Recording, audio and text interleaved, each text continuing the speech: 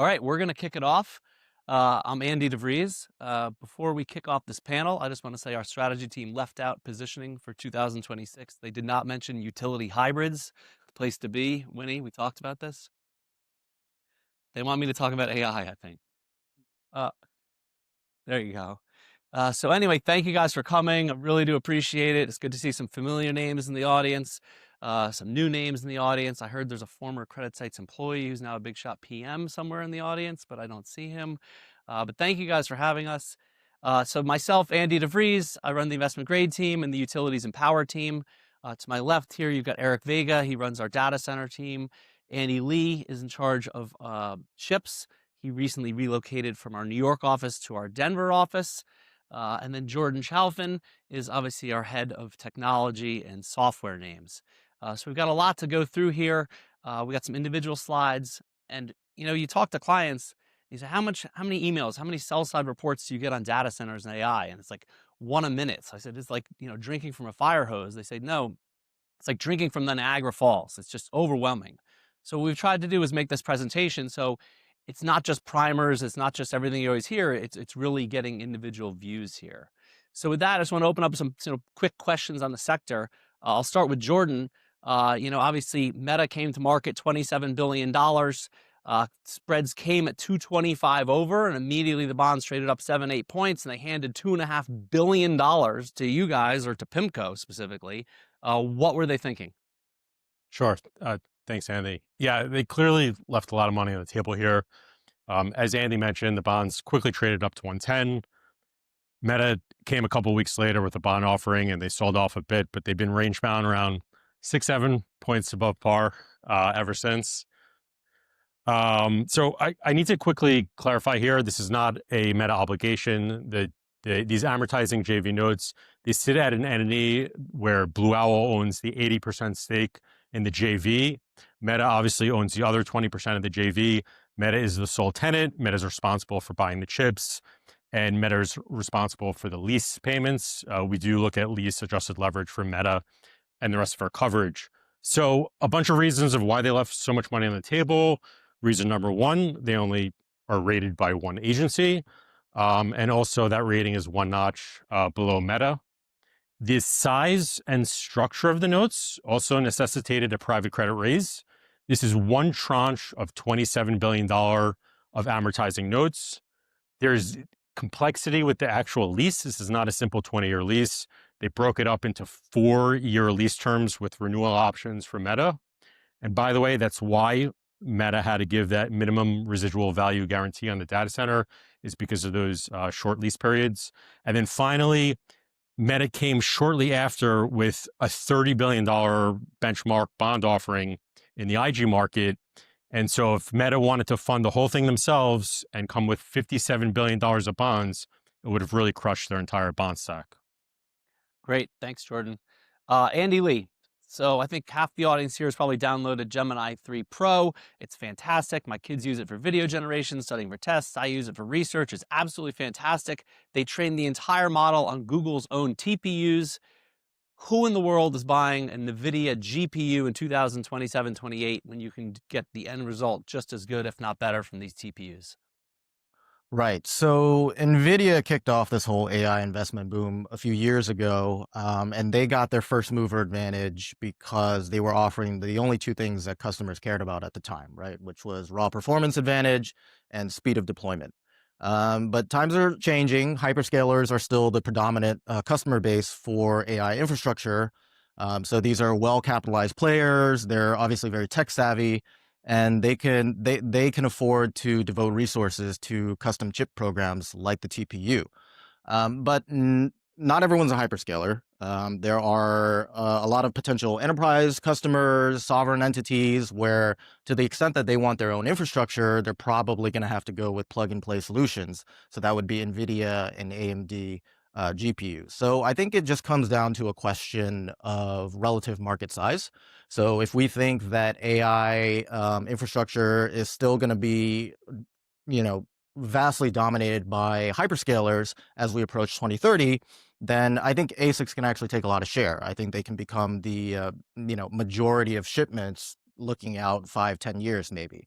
But if we think that AI infrastructure is going to be much more democratized, if we start to really see sovereign and enterprise acceleration, then I think GPUs should continue to have their time under the sun. Great. Thanks for that.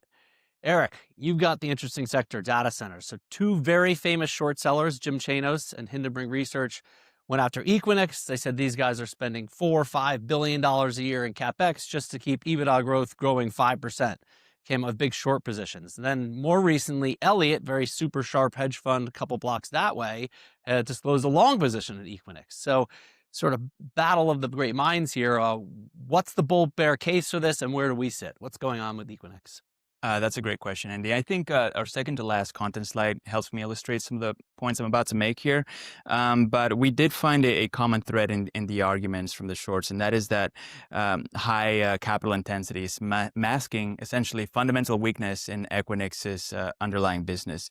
And the fact is that this is a very high capital intensive industry today more than ever, with CapEx ballooning to 40 to 50% of revenues at Equinix and its closest comp, Digital Realty. And the shorts argue that this level of investment is not generating the required rate of return, as well as claiming that a good portion of that CapEx is actually maintenance disguised as growth. On the other side, the longs will argue that this big data center build-out is all demand-driven, demand from hyperscalers and demand for AI, as well as highlighting the fact that power and land are still structural bottlenecks, and that favors the incumbents like Equinix that already possess that at scale. We think that the shorts confuse growth investments with unsustainable cash burn. And when we look at Equinix, the bulk of that investment is for growth. Growth CapEx is over 30% of revenue, and that's going to be sustained in order to drive top line and bottom line growth for them, or at least they hope. Whereas we think the bulls are right in highlighting the importance of compute infrastructure as well as the barriers to entry. So after Hindenburg Research came out with their short thesis last year, we took the other side of the bet. And since the months that followed, Equinix bond spreads ended up tightening significantly ahead of the index. So that ended up working out well for us. Great. And I know now we've got Equinix as a pan in our quarterly investment grade picks and pans report. So just highlight a plug for that one. Our analysts have outperformed 8 quarters in a row on the long side and 6 out of 8 quarters on the short side. So keep an eye out for that report. And I'll go into that more in a bit. Great. So it seems like the press is infatuated with are we in an AI bubble or not? We are all bond analysts here. We read documents and you need to define what a bubble is. So it's a sort of open-ended question, but the firm doesn't really have a view on if we're in a bubble or not. Let's all just give the audience sort of some examples. We could be in a bubble, or maybe we're not in a bubble for each of our sectors. And I'll go first here, coming at it from the independent power producers. Remember, a lot of these names like Vistra Energy are up 10 times, NRG stocks quintupled or whatnot. And I'm firmly in the camp for the IPPs. We are not in a bubble. The first point I'll make is these stocks started out incredibly hated. The entire sector went bankrupt over a decade ago. So the starting point before all the stocks took off was they were trading at 7-8 times EV to EBITDA. So now they've only ran up to 12, 13 times or 12 times, which equates to about 18 times P. So that does not demonstrate a bubble. Secondly, what the press will never talk about, because the press all considers themselves environmentalists, is we've retired 170 gigawatts of coal, 320 gigawatts of coal down to 150 gigawatts of coal that runs 50% of the time. And the stuff that retired ran 50% of the time. Now you're going to add that 170 gigawatts in data centers and demand that running 70, 80% of the year. You don't need a calculator to figure out that is bullish for supply demand fundamentals there. So we don't think we're in a bubble. And then also, classic sign of a bubble is M&A at extreme valuations with crazy banker assumptions on total addressable markets, some realistic pie in the sky synergies, or my favorite word, revenue synergies. Like, you're not seeing any of that. So Constellation bought Calpine, 10 times EV to EBITDA. Then you saw NRG going up by LS Power, levered up, but still only under 10 times EV to EBITDA, and then Talon as well. So you're not seeing the M&A signs of a bubble. Flipping it around, where you do see signs of a bubble, these nuclear SPACs the new scales of the world, the Oklos of the world, these things, and recently the former governor of Texas has Fermi, 10, 20, $30 billion market caps, and you're a decade away from revenues. That is a bubble. And the other sign of a bubble is when they start launching these ETFs, and we've seen all sorts of ETFs, excuse me, for grid investment. One came out the other day. It's called UTS. So you think you're buying a utility, half of it is IPPs. So that is maybe a sign of a bubble, the ETF creation. But what about you guys? What's the pros, cons for bubble or not? Jordan, why don't we start with you? Sure. I would say the sign that we're not in a bubble is the fact that this is not a build it and they will come situation like the 80s Field of Dreams or the fiber build out in the 90s. Demand is here and now. Hyperscalers have been aggressively ramping up CapEx and bringing on capacity as fast as possible over the past few years. And no matter how much capacity they bring online, it's immediately absorbed by the market and converted into accelerating revenue growth. Probably a few signs that we will be in a bubble. The most obvious one to me would be OpenAI, which is driving a lot of the investments here. This is a company that's currently at a $20 billion ARR, and yet they have agreements to spend $300 billion with Oracle, $250 billion with Azure, as well as other agreements as well. OpenAI projects to burn $115 billion of cash through 2029. So they're going to be heavily reliant on the capital markets. It's already a $500 billion valuation, and IPO rumor / talks are at up to $1 trillion valuation. The problem is they're not the only game in town. In addition to OpenAI, you have Gemini, Anthropic, and xAI, not to mention Meta investing very heavily to try and catch up, as well as very competitive players in China and elsewhere. Thanks, Jordan. Good balanced view. What about Andy Lee? Signs of we're in a bubble? No bubble? Yeah, so I guess on the not a bubble side of things, I think what's happening in the memory complex right now is really interesting. Memory's been sort of in a classic upcycle since 2023, but just very recently, we're starting to see spot pricing really go parabolic, right? So there's some classic DRAM pricing that has increased 4 to 5 times in just the past 2 months. And of course, the whole market is so tight because the memory vendors spent the last 2 years pretty much exclusively focused on building out their HBM capacity. So they've kind of neglected other areas of the market. So now you have both Micron and SK Hynix coming out saying very recently that their HBM lines are fully booked through the end of next year. So at least the memory makers are telling us that demand is just now starting to accelerate to the point where it's stressing supply, and that probably has some ways to go. I think on the bubble camp, or on the flip side, I want to address the GPU depreciation debate that Michael Burry's been very vocal about. I think that concerns on the useful life question are pretty overblown, but I think that's probably a bear case for the chip vendors. So GPUs don't experience a ton of physical wear and tear, and they don't become obsolete after just a year or two, right? Yes, NVIDIA will continue to release newer and better chips every year, but the point is there's a long tail of diverse workloads that will run fine on just older hardware. So I think it's a little bit like the foundry model, where TSMC is going to depreciate their tools over 5 years, but the actual useful life is much longer, right? So when they come out with 2 nanometer, their older nodes don't get scrapped. They continue to be utilized. Sometimes they're actually much more profitable than the newer node, but that all depends on the end demand continuing to be there. So I think the longevity of a GPU is really only bullish for AI investment if you assume that demand is always going to outstrip supply. And I think people are kind of asking the wrong question, right? The question isn't, what's the reasonable depreciation schedule for a GPU if GPU hours on a 4-year-old chip is still earning you $2 right now. The question should be, if it turns out that the depreciation schedule should be closer to 6, 7, 8 years, what's going to happen to the market price of a GPU hour? And I think if that falls faster than people expect, then you'll have these hyperscalers that have to reassess the pace of their build outs, and that could be a bubble bursting situation. Great, thanks. Eric, what about you? I think my bubble data point is a bit nuanced, but in the last 2 months we had three bond deals come to the market from speculative data center developers. All priced with nearly identical low BB ratings, despite in our view significantly different risk profiles. For instance, you had Applied Digital using proceeds to build a data center in a small Tier 3 market away from population centers in North Dakota with a very risky counterparty, CoreWeave, which has a very limited liquidity runway. And then earlier, you had TeraWolf price a deal to fund the development of a data center campus in a location that's with closer proximity to key metros like Toronto and Boston.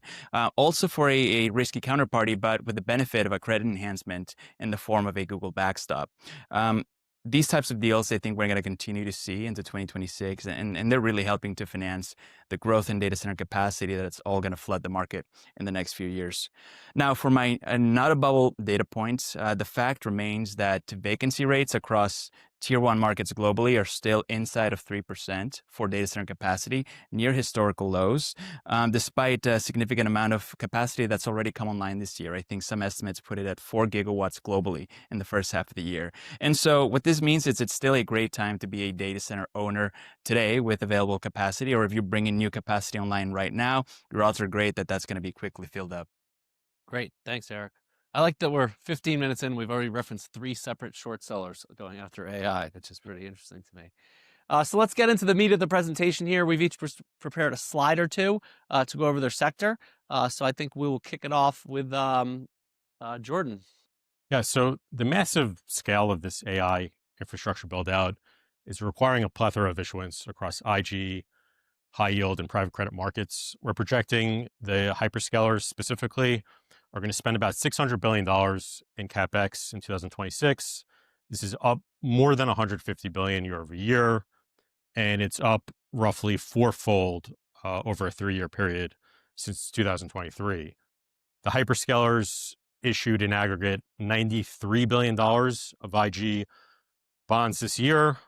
That debt came with pretty hefty concessions and pushed out curves.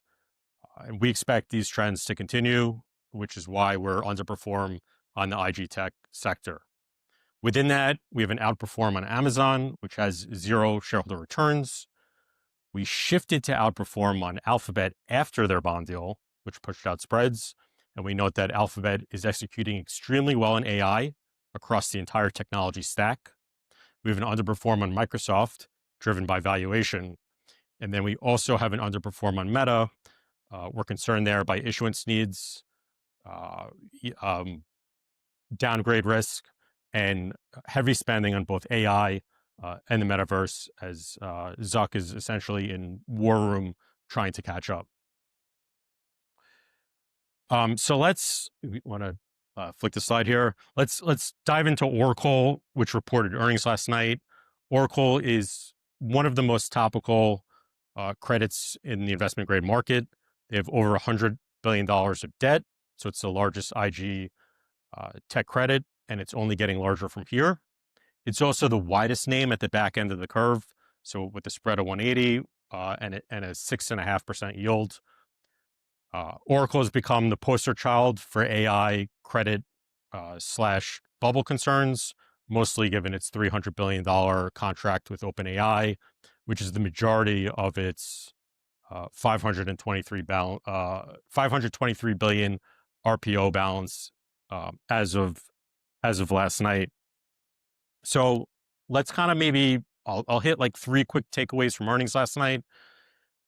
They raised their CapEx guidance for this year from $35 billion to $50 billion. They also raised it the prior quarter as well. And so this implies it's about 75% of sales, which is just an absolutely staggering figure. They reiterated their commitment to investment grade, which is consistent with our view, but nice to hear from a company that doesn't really talk about their ratings generally. And then the other thing that they mentioned was alternative financing options. like customers bringing their own chips or doing vendor leasing. We have specifically called out leasing GPUs from NVIDIA as a viable option. It would certainly help them with limiting issuance needs and free cash flow burn, although it doesn't help them with their lease adjusted leverage, which remains high around 4 turns. And so now I want to quickly highlight, investors are trying to kind of figure out the downside risk for Oracle. And so I want to highlight some of the frequently asked questions, or at least our answers to them. One, we don't think OpenAI can simply just walk away from the Oracle contract, although their ability to make those payments certainly, is uncertain. Two, we assume Oracle is on the hook for the data center lease payments. They can't just walk away from those. Three, we think that Oracle can cancel or push out deliveries of NVIDIA GPUs with minimal to no penalties. And then four, we don't think that Oracle is financially responsible for refreshing the GPUs in the middle of a customer contract. Now, it's important to point out that the tech hardware is orders of magnitude more expensive than the data center development. We estimate over the course of a long-term lease, it's probably 6 times more expensive, and happy to walk through my math there offline. So our view on Oracle is we're short-term bearish and we're long-term bullish. In the short term, we're worried about the free cash flow burn. We're worried about a downgrade risk at Moody's, and we're worried about its exposure to OpenAI. Google arguably leapfrogged them with their recent model and is gaining traction with consumers. And Anthropic is doing really well on the enterprise as well. In the long term, I would point out that the free cash flow burn is timing related, and there's an attractive opportunity here over the next 4 to 5 years. If you consider where the back end of the curve is trading relative to its $600 billion market cap, Oracle's technology and business segments are strong. SaaS is growing 10% plus. The database business we expect to accelerate as well. Over the long term, it's possible this follows a similar path to Broadcom, which for those of you who've been covering the sector for a while, it used to be a fringy BBB credit, given financial policy. But over the years, it got so large and successful that ratings naturally migrated to A over time. Thanks, Jordan. That was a lot. All right, let's go to Andy Lee. Sure. So in this section, I just want to touch on 2 main topics. One is to just try to provide some context around expectations for data center chip spend. And then 2, we'll also provide a bit more color on the GPU versus TPU debate. So first, the current expectations for data center chip spend growth over the next couple of years are just astronomical, right? So if you just look at the merchant silicon compute market, which we can simplify down to just NVIDIA, AMD, and Intel, we're on track to get to about $225 billion in sales for this year. The market will be roughly 6 times the size that it was in 2021, which, by the way, was a semiconductor cycle peak year, right after COVID. So if the market were to peak or top out today, we would have achieved peak to peak revenue CAGR of over 50%, right? So that already dwarfs all the other semiconductor cycles going back more than 20 years. But of course, if you look at consensus estimates, they're not calling for the market to top out now, right? They're calling for continued growth, something to the tune of 25% annualized through the end of the decade. So on a cumulative basis, the market is looking for around $2.5 trillion of merchant silicon shipments between now and 2030. Then if you layer in the ASICs, that's another 600 or 700 billion. So in total, over 3 trillion of chip spend in 5 years.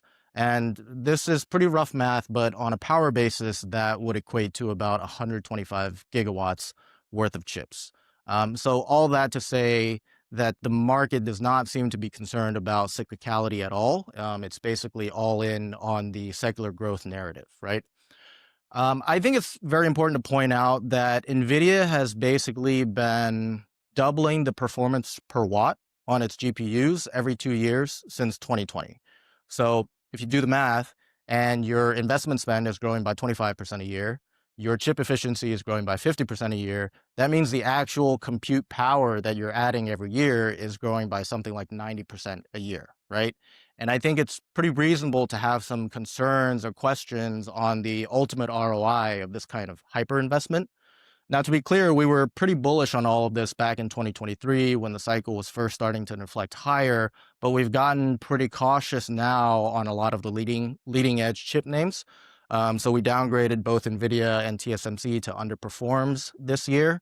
I think if you're a credit investor, this is actually a pretty easy decision because spreads are already super tight and you're not necessarily concerned about missing out on some crazy late stage equity rally. I just think that the risk reward is a lot better when you look at some of the trailing edge names as alternatives. So this is a view that we started to lean into coming into the year, but now as we're looking towards 2026, our preference for trailing edge is quite a bit stronger. And then next slide, please. Just want to touch quickly on the GPU versus TPU debate. So Google comes out with Gemini 3 recently, gets a lot of great reviews from people in the industry. And that's, given rise to some questions on its competitive threat to NVIDIA. So it looks like this generation of TPUs has about a 40% TCO advantage versus NVIDIA Blackwell. But what we want to point out is that the vast majority of that, maybe 30 out of the 40%, is actually just lower purchase price, right? So if you think about NVIDIA with their gross margins around 75% versus Broadcom, who is the design partner to Google for the TPU, their gross margins on that specific program is probably closer to 50%, right? It's lower than the corporate semiconductor average. There are some architectural differences in the TPU design that contribute to the remaining 10%, but we think that comes with a trade-off, right? It's basically operational efficiency versus flexibility. I won't get too technical. I'm not a hardware engineer, but one of the main things is that TPUs don't have any generalized cores. So essentially, the entire chip is dedicated to large-scale matrix multiplication, which is the sort of the foundation for LLM workloads. If you look at GPUs, probably 20 to 30% of the die area is dedicated for more general functions. So they tend to be a bit better in multimodal AI. They tend to be a bit better in other non-LLM tasks. So overall, our view is that any operational efficiency advantage inherent in the TPUs is actually not that big. And it's possible that future generations of GPUs can close that gap or maybe even surpass them. But the pricing differential is very significant.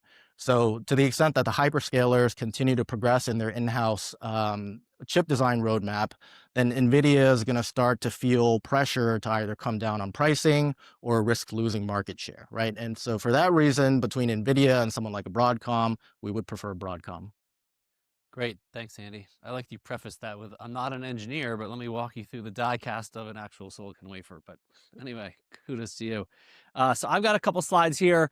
The takeaway is threefold here. We are absolutely, positively, 100% going to overbuild data centers in the United States. And I'll walk you through that. The second takeaway is the utilities are putting in place protections to protect the residential ratepayers from that, which is thus great for credit quality. And the third takeaway is even with all those great protections in place, if that claim is not against big tech, but it's against some Blue Owl LLC off-balance sheet special purpose vehicle, then those protections you put in place aren't very good. So I'm going to walk you guys through this. On the far left column, I'm going to stand here. So these are signed and committed data centers that are attempting to connect to the grid. Utilities do a great job of differentiating between what's firm and committed and going to get built versus what's just the pipeline and the backlog. So if you're big tech, I need to build a data center in the Southeast, you've narrowed down the region, you haven't narrowed down the utility, you're going to tell all four of them you need it.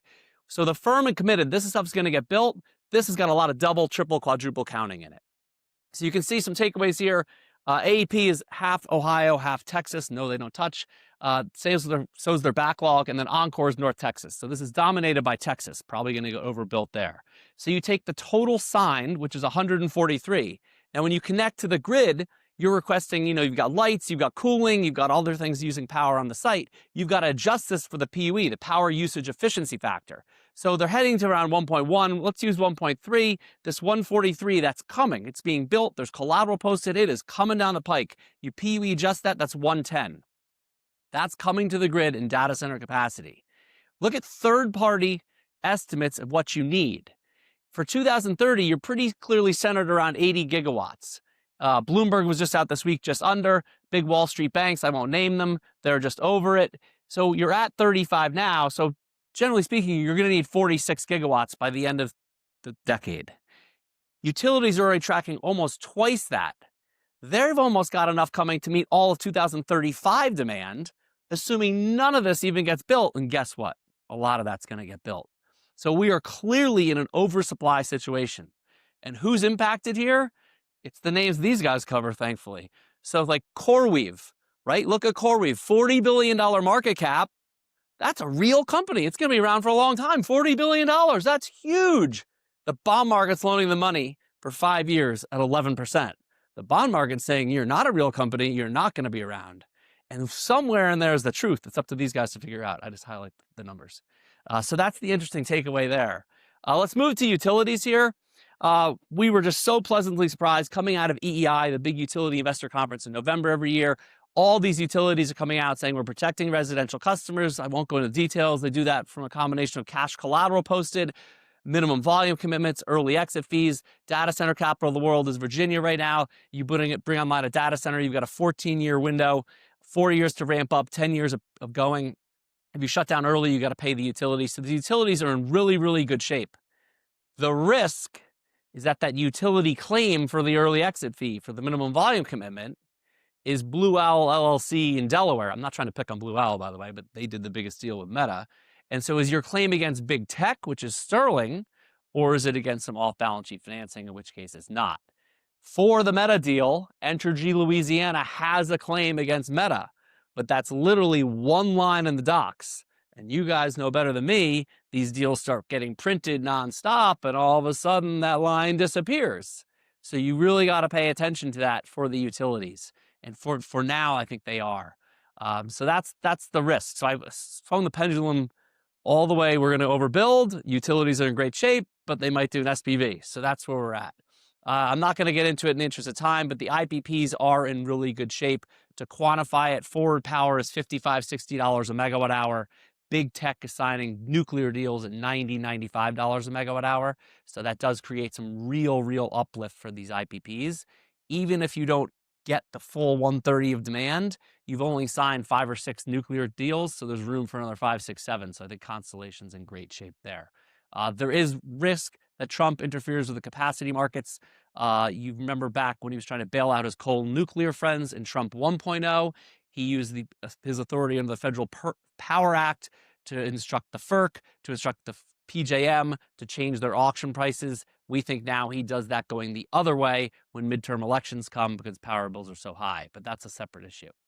So that was a lot. We can follow up offline on the rest. For now, I will turn it over to Eric to go over his data center slides. Thanks, Andy. I think this slide does a good job just highlighting at a high level bear and bull case. But for this part of the conversation, can we go to the next slide? Sure. Thanks. All right. So question I get frequently asked is what are our long-term views on data centers? And, given, as you mentioned, where consensus data center capacity growth forecasts are combined with utility load planning forecasts, we think there's a high risk of a late decade overbuild. And this is part of the reason why we're now underweight Equinix and we're relatively more constructive on Digital Realty. Given that Equinix has this late cycle exposure that I'm about to go into a little bit more. But with respect to, the companies that we cover, it's on the data center side, we have Equinix, Digital Realty, and Iron Mountain, which is an emerging data center business. All of these companies are focusing north of 80% of their active developments in tier 1 markets, which are the markets that I've highlighted on this map. Those are the markets where we expect data center demand to remain, at the very least, the most consistent through the cycle. Nothing is, nothing is risk-free, but at the very least, some protection or de-risking of their development strategy that way. However, with Digital Realty in particular, we're more constructive there due to both the timing of their investments as well as their funding mix. So they're already seeing today AI revenue ramp, and that's pushing their wholesale and hyperscale bookings to be strong. Although they're lumpy, but they're consistently strong over the course of the year. They're seeing an acceleration in retail colocation and interconnection revenue, all of which is driving double-digit revenue and EBITDA growth. And now, in order to fund this growth, they've had to invest a massive amount into CapEx, with capital intensity running at around 50% of revenue for the last few years. Yet net leverage has remained largely stable at around 5 times, and this is due to their more balanced funding mix. So beyond just using debt, they're using common equity, joint ventures, strategic partnerships, and asset recycling to minimize the impact on the balance sheet. Now, on the other hand, Equinix, we have an underperform recommendation there now, and this is also due to the timing of their investments, coupled with the risk-reward proposition that we see. Off the bat, they still have the best balance sheet in the peer group, with net leverage at 3.7 times. We don't think investment grade ratings there are at risk.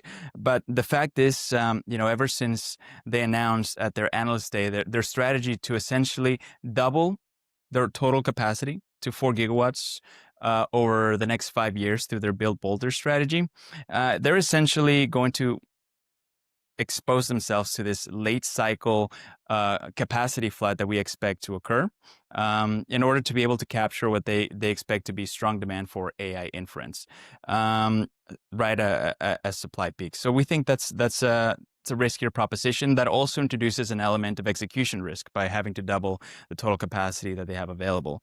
Now, two, they're going to have to spend more money on CapEx. Also going to be running close to 50% of revenue. That's going to lead to cash burn, and all of this is going to be financed with 100% debt. So we expect net leverage there to rise to the mid to high fours at the peak. And given this need for additional debt, we're forecasting close to $4 billion of new issuance next year, a similar amount in 2027. So at the very least, we'll get some technical pressure driving spreads wider from here on out to just on new issuance alone. And then on top of that, you layer in late cycle exposure to potential overbuild risk. We expect spreads to widen from current levels. And let's assume that doesn't play out and they're right about capturing this AI inference demand. Well, we think bond valuations, they're so tight today that they mostly priced that in already. Great. Thanks, Eric. I think we're just going to do one quick one from each of us on what we're looking for, what sort of either catalysts or data points or what questions we have, what we're looking, and we'll do like 1 minute each, and then we'll open up, see if anyone's got any questions. I'll go first on mine. We're using agents, AI agents, to scrape the internet for demand, those demand forecasts I had out there. So we're using AI agents to look for electricity demand from AI agents. So that's one of the things we're doing. And then the other one is all the big tech companies release their sustainability reports, which how much power they consumed. So if you look at the big hyperscalers, Amazon actually doesn't report theirs, but Equinix does. So if you sub those out, all those big tech plus Equinix minus Amazon consumes around 25% of the nation's power for data centers. And so we'll want to see if that growth rate is going up, because in 2024, their growth rate actually fell a little bit. So that's another data point we're looking for. Jordan, what about you? What data points are you looking for? Yeah, I'd really just like to get more information. I mean, a lot of what's the AI investments are being driven by these massive contracts. So, and we do our best, like, guesstimates based on publicly available information and industry standards and things like that. But I'd love to get more information on, like, for example, Oracle's contract with OpenAI and Oracle's contracts, with the data center developers and OpenAI's agreements with, the chip suppliers. And so I think that's sort of the big change that we're seeing. And there's just, it's a bit opaque on the information that's available. I agree. I'd like to get the lending docs for these things too. I'll get it like 3 days late. It's tough. Andy, what about you? What would you like to see, or what sort of data points are you looking for? Yeah, I'm looking at any CapEx commentary from the various chip manufacturers, so specifically TSMC and the memory vendors. So all their leading edge chips, so all their leading edge fabs, right? These are very expensive projects. They take years to come online. So there should be some read through on basically how these guys are thinking about the sustainability of demand over a multi-year period, right? My guess is that you'll see the memory capex. So you'll see the memory vendors start to ramp capex pretty aggressively next year. And our top pick to play that kind of theme is Lam Research, right? They make etch and deposition tools. So anytime you're seeing an acceleration in like vertical scaling, which is, stacking more layers and features onto the chips, Lam is going to benefit from that. I think TSMC CapEx is more of a question mark. They are more of a monopoly. Management tends to be historically conservative. So I think they can probably slow roll things a bit, especially if they think that the industry as a whole has maybe gotten a bit ahead of itself on the investment side. Thanks. It's interesting. We're following big tech CapEx as well, obviously. And the client told me the second big tech CapEx rolls, these IPPs are all screwed. I don't think so, because big tech CapEx could roll, but as long as you're increasing the portion of the spend on TPUs versus GPUs, power demand could actually go up even though CapEx rolls. So if you do see CapEx roll and IPPs sell off, power demand is still going up. You got to look at the balance of TPUs and GPUs. And if you need a refresher on that, talk to Andy. Eric, what about you? What are you looking for? We're closely monitoring for any signs that the data center cycle might be turning, and we haven't seen any yet, just off the bat. Have you seen my slide?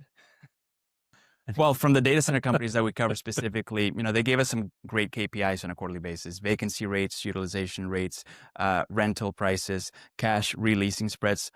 All of those point to a very constructive market for a data center company. But in addition to that, we have two more catalysts that we're watching closely. Number one is hyperscale leasing trends. Let's say if AWS or Microsoft end up slowing down their data center bookings over the course of next year, we would take that as an early warning sign. And we would look at over the whole of the year, since these tend to be pretty lumpy, as we saw this year with Microsoft pulling back in the first half of the year, then reaccelerating in the second half. And number two, we'll be looking at those high yield data center bond spreads. Should they widen like those of Applied Digital, and should the market start pricing in a degree of distress, then we would become more wary of the potential contagion risk of that spreading to the higher quality names like Equinix and Digital Realty.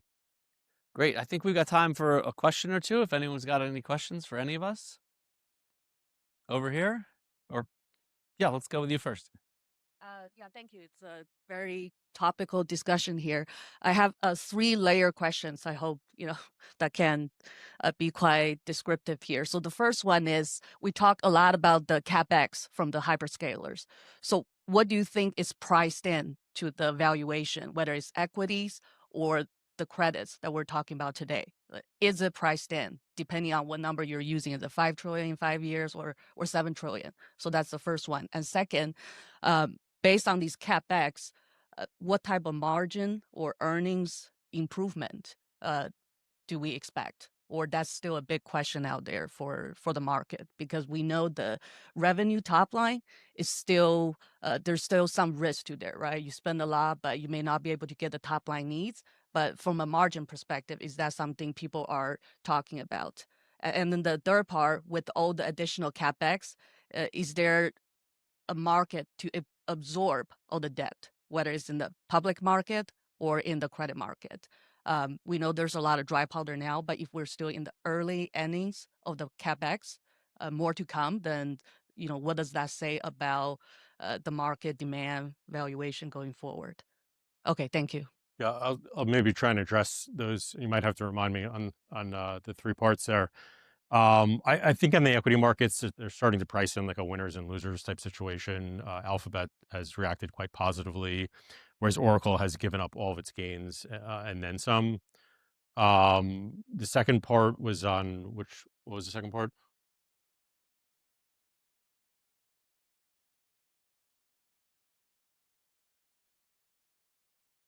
Yeah, I mean, similar situation. I think that the credit has started to price in the issuance needs across the sector, and then the Oracle and Meta, I would say, are pricing in kind of more pressure and downgrade risk. In terms of the size of the issuance, yeah, I mean, the system is like breaking a little, right? I mean, the hyperscaler CapEx is shifting almost entirely towards like short-lived assets. of tech hardware, and they're relying on private credit markets to do the data center development side of things. And we're talking about, and NVIDIA, may potentially start doing more leasing of chips. And so they're kind of leaning on all financing options available and all types of markets to fund those. Part of it is also leaning on these neoclouds. And so I think that's a topic we didn't really even discuss here, is that they're offloading some of that investment as well to other companies that are doing like GPU as a service. And that debt is being mostly raised in the loan and high yield markets as well. I think we've hit our allotted time. I saw a lot of people taking pictures of slides. We can get you all these slides. If you want to see the supply-demand imbalance or whatever, just email your salesperson, or you can email us or whatever. We can get you these slides for sure. Oh. Perfect. All right. Well, we're right at the time. Thank you guys for coming. Really appreciate it. Really, really appreciate it. Thank you. CreditSights disclaimer. All price references correspond to the date of this recording. This podcast should not be copied, distributed, or reproduced in whole or in part.